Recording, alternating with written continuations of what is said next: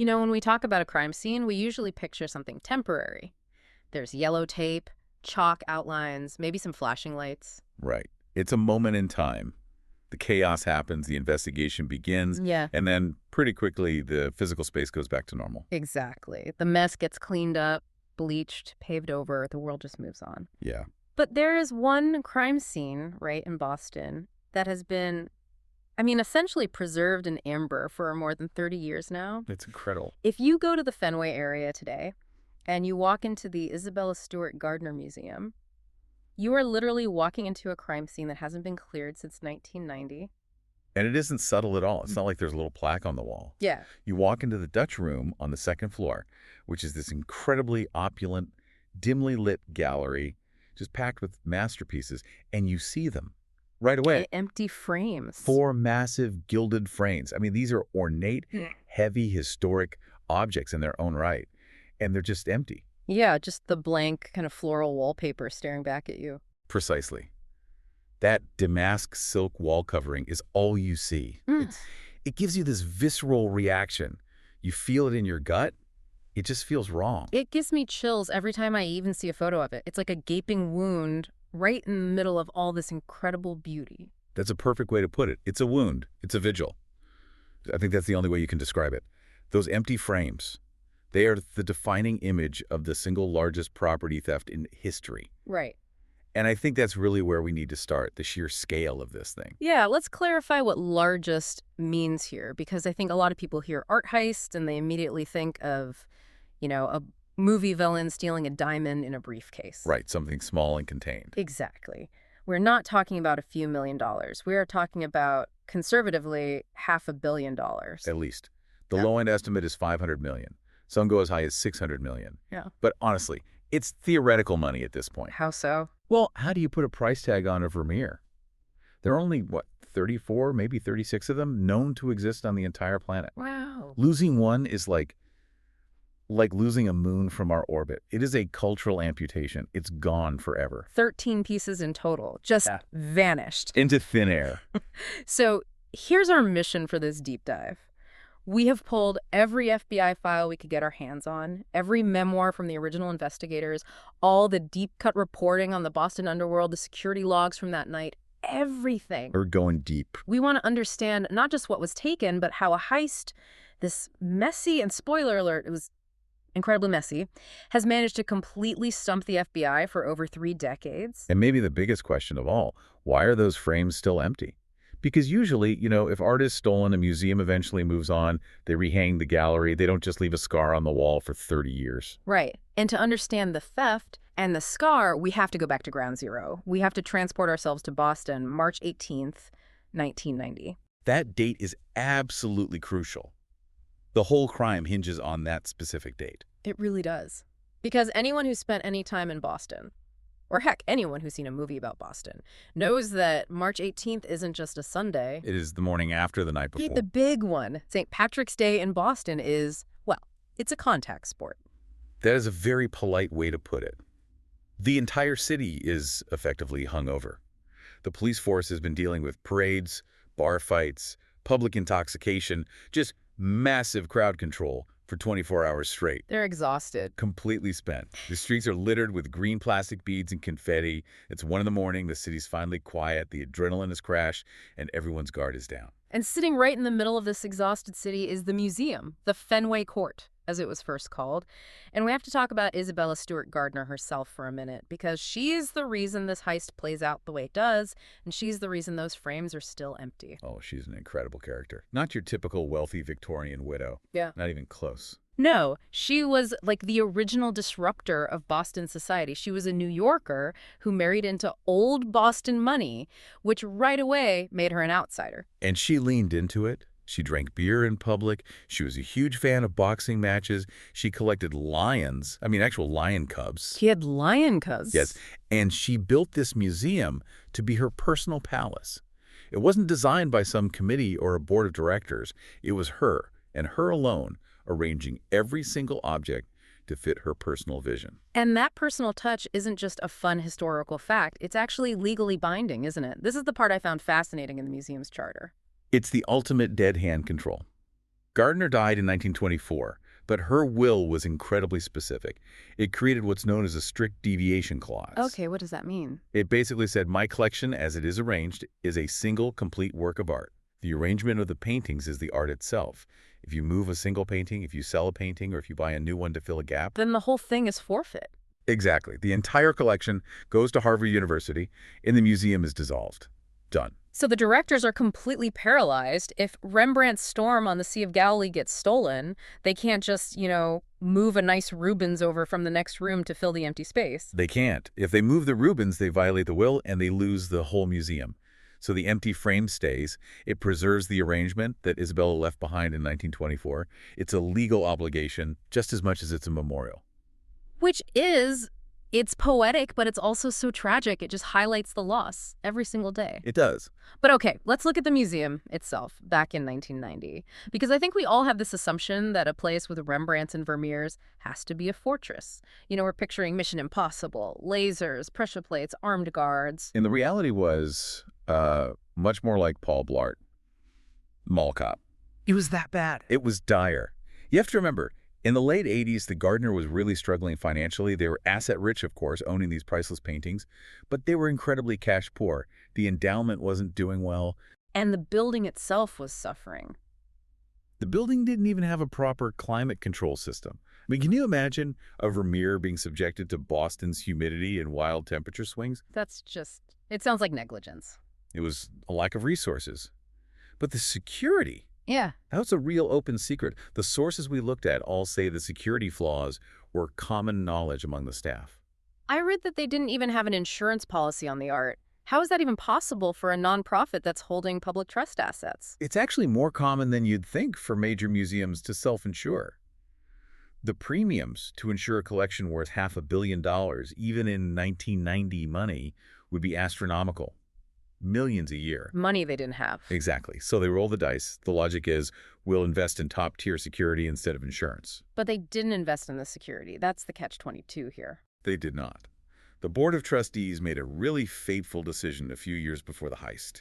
They installed CCTV cameras on the perimeter, so watching the doors, the exterior walls, but they decided it was too expensive to put cameras inside the galleries. Wait, let's pause on that. So once you're past the front door, you're invisible. You're a ghost. Yeah. There is no video record of what happens inside the Dutch room, the Blue Room, anywhere. They had motion detectors, which we'll get to, but absolutely no visual record. That is just wild. And the human element, the guards, they weren't much of a backup. No. On the night of March 18th, the entire safety of this cultural treasure chest rested on the shoulders of two kids. Rick Abath, age 23, and Randy Heston, 25. And for Heston, this was literally his first time ever working the night shift. Talk about a bad first day at the office. Or a bad first night. It's unbelievable. But Rick Abath, he's the more central figure here. He was a regular on the Night Watch. He was a musician in a rock band, a Berklee College of Music dropout, sort of a counterculture guy. And the whole vibe among the guards at the Gardner was just loose. Loose is being generous. Yeah. The guards were young, they were bored, and they were paid peanuts. There was no rigorous military-style protocol. What do you mean by that? Well, in most major museums, especially overnight, you have what's called the dead man switch protocol. You have to call the local police station or a central security hub every hour, on the hour, to say, code 4, all is well. And if you miss a call? The cavalry comes automatically. They assume something is wrong. The Gardner had nothing like that. So what did they have? The only link to the police was a single panic button at the main security desk. If you controlled that desk, you controlled the entire police response. There was no failsafe. And this wasn't a secret vulnerability. I mean, the sources talk about a plot from 1982.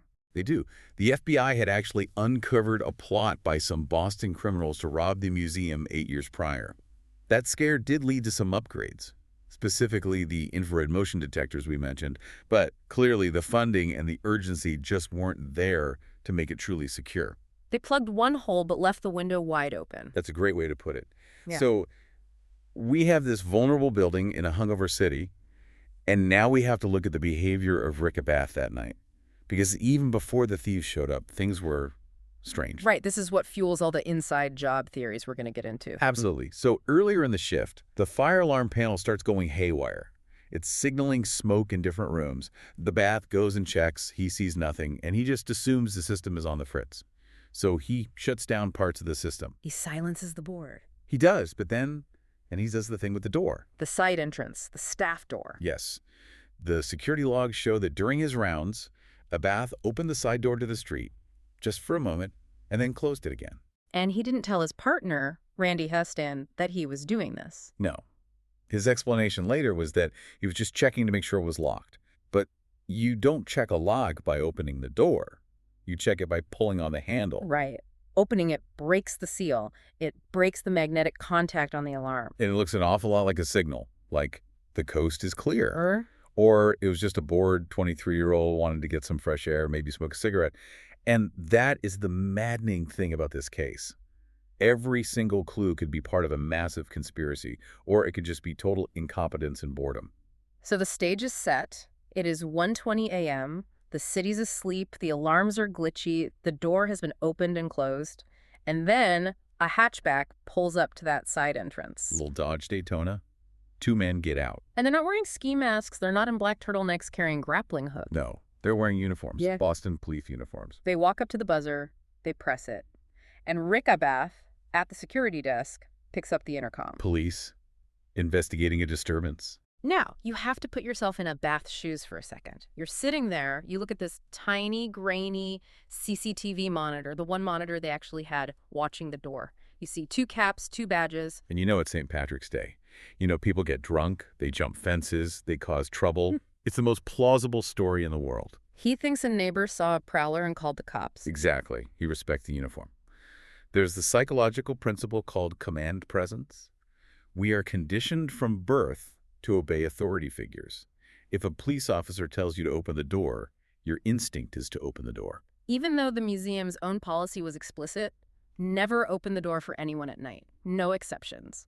Not for the fire department, not for the police, not for the Pope. He broke the cardinal rule. He hit the buzzer. And that was it. The click of that lock opening, that was the sound of history changing right there. The 2 men walk into the airlock. Now, the layout here is important. The museum had a vestibule. You buzz them through the outer door, they enter a small room, and then you have to buzz them through a second door to get into the museum proper. So Abath still had another chance. He could have kept them in that airlock, talked to them through the glass. He could have.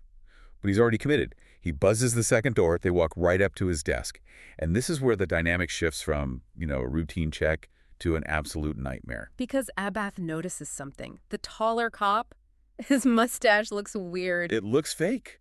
It's like a wax mustache, a prop from a high school play, and Abath is just staring at it. But before he can even process it, the shorter cop goes on the offensive. Brilliant move. He looks right at Abath and says, "You look familiar. I think we have a warrant out for you."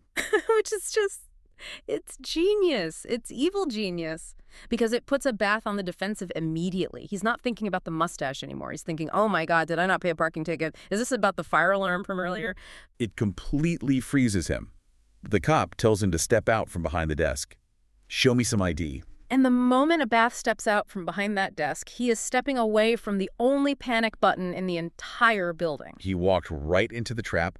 They spin him around, hands against the wall. They cuff him. And just then, Randy Heston, the new guy, walks into the room totally confused about what's happening. They cuff him too. And then comes the line. The shorter man looks at them. He drops the cop voice. And he says, "Gentlemen, this is a robbery." Ugh. I get a pit in my stomach just thinking about that. It's so cold. But they didn't, physically hurt them, right? They didn't beat them up. Now, they were very efficient. They wrapped duct tape around the guards' heads, covering their eyes. They marched them down to the basement. Disgracement. Handcuffed one to a steam pipe and the other to a workbench. And they left them with this really chilling instruction. They said, "Tell us nothing and you'll get a reward in a year." A reward in a year? What does that even mean? It implies a long-term plan. It implies they expected to monetize this, get paid, and then pay off the loose ends. It's so transactional. It feels like organized crime. It's not personal, it's business. So by 1:35 a.m., the guards are neutralized. The thieves have the run at the place. And this is where the slick Ocean's 11 image completely falls apart. Oh, completely. Because they spent 81 minutes in there. 81 minutes. Which is an eternity for a heist. Uh-uh. Most bank robberies are under 3 minutes. You get in, you get the cash, you get out before the police response time kicks in. Mm-hmm. These guys treated the museum like a late-night shopping spree. But they were not careful shoppers. They were brutes. That's the word for it. The looting itself was brutal. They didn't gently lift these paintings off the walls. No. It's horrifying for anyone who cares about art. Hmm? They go up to the Dutch room on the second floor. When they get close to the paintings, the proximity sensors, which ironically were working perfectly, start beeping. So what do? They just smash the sensors off the wall. Oh. Then they take these huge, heavy framed masterpieces off the wall and just throw them onto the marble floor. The glass shatters everywhere. And then they took out knives. Yeah. They use box cutters or some kind of blade to literally slice the canvases right out of their stretchers. We are talking about Rembrandts from the 1630s. The violence of that act it's visceral. And the damage that does. It's irreversible. You have to understand, old oil paintings, they get brittle. The layers of varnish harden over centuries. So when you cut them out and roll them up, the paint just cracks and flakes off. It's immediate catastrophic damage. It's not just theft, it's mutilation of the art. It is. The sound of a knife cutting through a 300-year-old canvas. Yeah. It's enough to make an art historian weep. They cut Rembrandt's The Storm on the Sea of Galilee out. They cut his A Lady and Gentleman in Black out. And then they went for the Vermeer. The concert. Okay, let's pause on this one. Why is this particular painting considered the holy grail of stolen art? Well, Johannes Vermeer is the absolute master of light. He was a perfectionist who produced very, very few works in his lifetime. We only know of about 34 that are definitively attributed to him. So they're incredibly rare. Incredibly. And the concert depicts 3 figures making music in this beautifully lit room. It's intimate, it's luminous. It is, without a doubt, the most valuable single stolen object in the world. That one painting accounts for probably half the heist's total value. We're talking $250 million for one piece. And they just took it. But then their decisions get really baffling. They have these world-class masterpieces, but then they start grabbing, for lack of a better word, junk. This is where we can really start to profile the thieves. They try to steal a Napoleonic flag from its display case, but they can't get the screws loose on the frame. So what do? They just unscrew the little brass eagle finial from the top of the flagpole. The eagle finial. That one decision just screams amateur. That finial is worth maybe a few $1,000s as an antique. The thieves almost certainly thought it was solid gold. So they weren't art historians. They were just looking for shiny things. Exactly. They also took a Chinese beaker, an ancient bronze guy. Oh, great. Yeah, from the Qing dynasty. It's incredibly old, from the 12th century BC. But in terms of black market value, it's worth thousands, not millions. And they grabbed that while walking right past drawings by Raphael, Botticelli, and Michelangelo. That's the part that gets me every time. They left the Titian. The Rape of Europa. It was on the 3rd floor. Experts agree it was the single most valuable painting in the entire city of Boston, maybe on the East Coast. And they didn't even go look for it. So that tells you they didn't have a specific shopping list from a collector. It strongly suggests they didn't. A sophisticated collector, a Dr. No type, would have ordered the Titian first. These guys were grabbing what they could reach, what looked fancy, and what they could carry. It was opportunistic, even with all the planning that went into the entry. There's also that weird detail about the Blue Room. The Manet painting, Ches Tortoni, was taken from the 1st floor, but the motion detectors didn't pick up the thieves in that room. That is one of the biggest anomalies of the case. The detectors track their movements everywhere else in the museum. We have the printouts. We know exactly where they walked in the Dutch room, how long they stood in front of each painting. But the Blue Room? Nothing. So what does that mean? It means either the thieves somehow floated, or the equipment just happened to fail in that one room, or someone moved the painting before the thieves even arrived. Which loops us right back to the inside job theory. Did a bath take it down earlier and hand it out a window? Or did the thieves just manage to stay out of the sensor's range? We just don't know. So 2:45 a.m. rolls around. They load everything into their hatchback. They steal the surveillance tapes from the VCR. But in a move that proves they were not tech geniuses, they leave behind the hard drive that recorded all the motion sensor data. A huge mistake. They took the visuals but left the digital footprints. They got in their car and just drove off into the night. The whole robbery lasted 81 minutes. And the next morning, the day shift arrives, they can't get in, the police are called, and they find Abath and Heston still tied up in the basement. And the walls were bare. So the investigation begins. I mean, a heist this big, The heat is instantaneous. The FBI takes over immediately, and obviously the very first person they look at is the guy who buzzed them in. Rick Abath. It's standard procedure. You always look at the person who opened the door. And his story had holes. The weird thing with the side door, the motion detector mystery in the Blue Room, it all looked bad for him. And then, years later, in 2015, the FBI released this video from the night before the robbery, and it showed Abath letting an unidentified man into the museum at night after hours. Another major breach of protocol. A huge one. Abath claimed he didn't remember it. Some other guards later said the stranger was actually the museum's deputy security chief, but the damage was done. It just cast this huge shadow over Abath. Was it a dry run? Was he showing the thieves the layout? But what did the FBI ultimately conclude about him? Well, Abath maintained his innocence until the day he died, which was just in 2024. And the lead FBI agent on the case eventually concluded that the guards were, and I'm quoting the source here, too incompetent and foolish to be criminal masterminds. Ouch.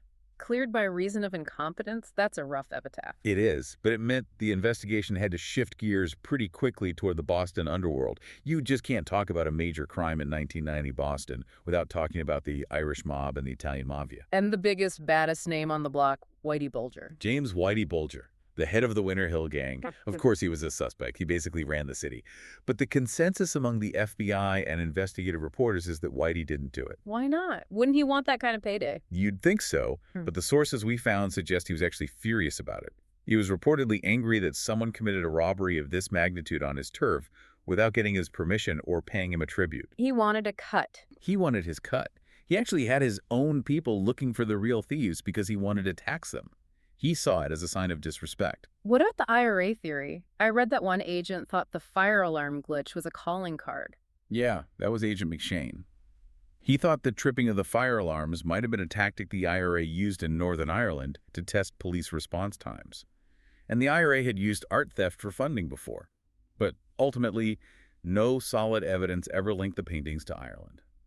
So the trail led away from the Irish mob. And right toward the Italian mafia. Yeah. Specifically, a crew based in Dorchester. The Merlino gang. This is the theory the FBI said they have high confidence in. That's right. And to understand why this specific gang would do it, we have to understand the idea of art as leverage. This is such a key insight, because the biggest question is, why steal art you can't possibly sell? You can't put a Vermeer on eBay. You can't sell it to a legitimate collector without getting caught. Exactly. It's what's known as the hot potato. It's too famous. It's radioactive.